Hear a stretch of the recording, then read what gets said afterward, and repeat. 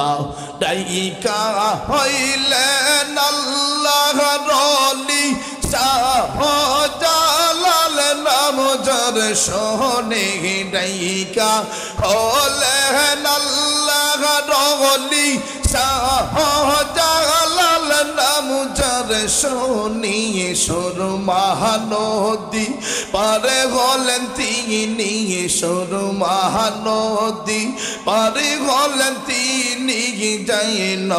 মাঝে তার পাক তো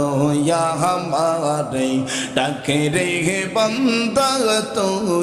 আমারে ডাক আল্লাহ আল্লাহ আল্লাহ